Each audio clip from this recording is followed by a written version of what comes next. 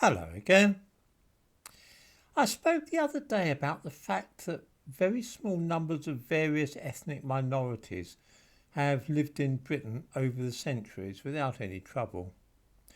One example is Arabs, who these days tend to live and socialise around London's Edgware Road.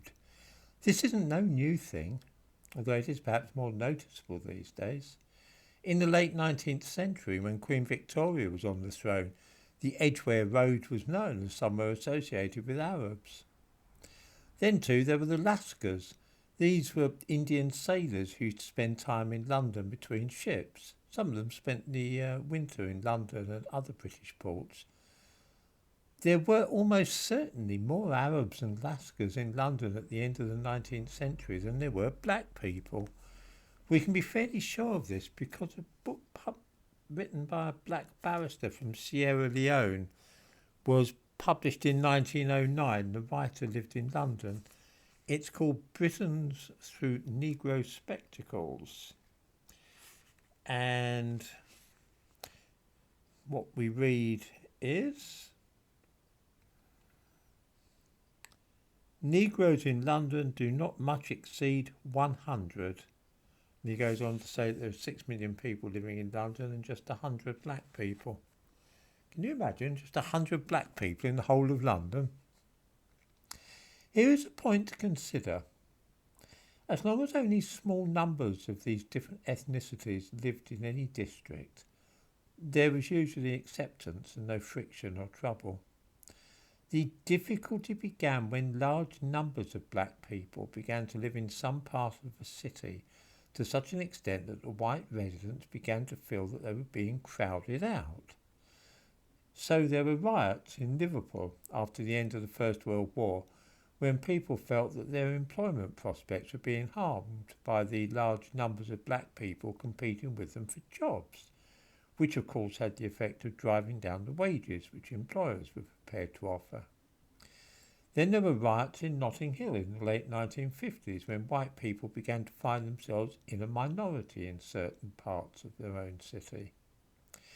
In other words, small numbers of any ethnicity scattered about with one or two in a street, say, and things have been fine. It is when numbers grow very large and the minority becomes a majority, as happens today, this is when white people get a little ticked off. In the London borough of Brent, for instance, almost 60% of residents were not born in this country.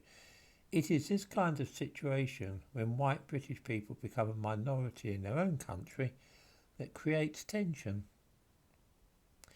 This combines with a second phenomenon, which is that immigrants are no longer encouraged to integrate, but rather given to understand that they should celebrate their culture, and that if anybody should fit in, it is the native majority who should adapt to their ways of the newcomer.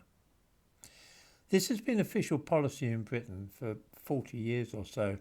In the 1950s and 1960s, the prevailing doctrine was integration. The idea was that immigrants to this country should do their best to fit in and try and adapt to the British way of life.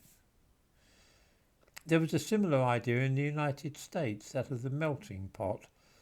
The concept was that as immigrants arrived, so they would change their way of life to fit in and be melted down until they became Americans, similar to other Americans living in the same way.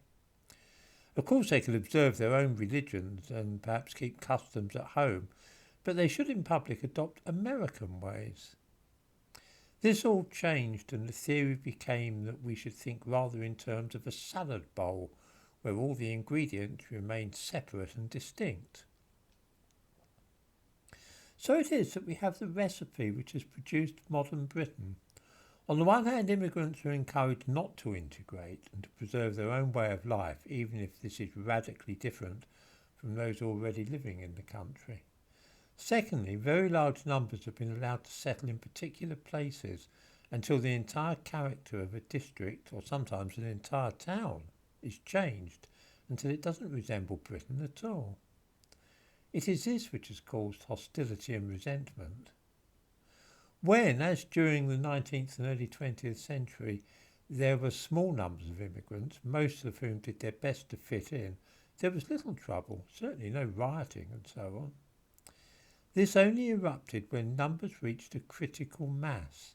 Nobody wishes to feel like an outsider or a minority in their own country, and it is this which is really the crux of the matter.